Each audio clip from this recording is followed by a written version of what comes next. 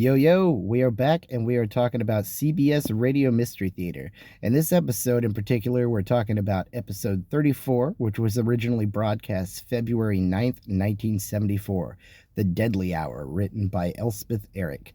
This episode is also starring Norman Rose, Jack Grimes, Marian Seldis, and John Baragrey, if I'm not mistaken, on the last one. And it's a story that is about a man who essentially is married to the absolute love of his life. As a matter of fact, he thinks that she's so beautiful and so perfect that he's constantly amazed that she's with him. And he really ties a lot of his self-worth into that fact. Just the idea that, well, if she loves me, I must be something. And this unfortunately comes to a screeching halt when on their honeymoon, he notices a man from their wedding at the first hotel they're staying at, and then later sees him again at another ski resort, and then finally comes back to their hotel room to catch this man and his wife in bed. And her response is simply a smile and, well, now you know.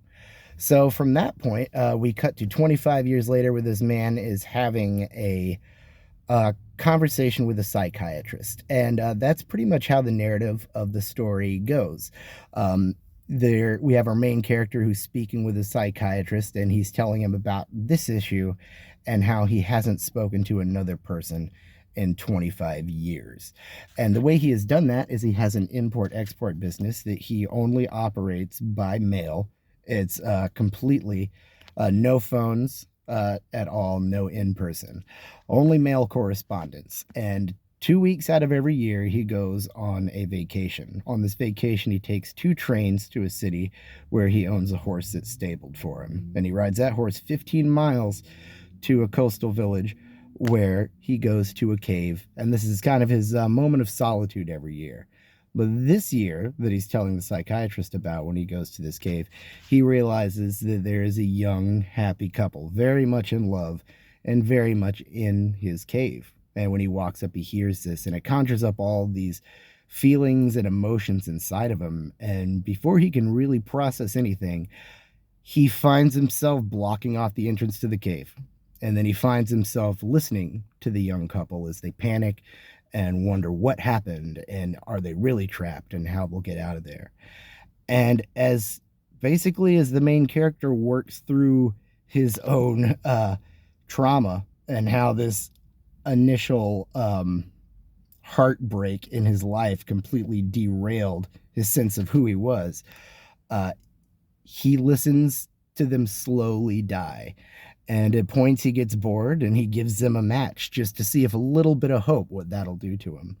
And it's a really interesting story because Elspeth Erich, she's always known for the stories that are a little bit more melodramatic and more slow burns.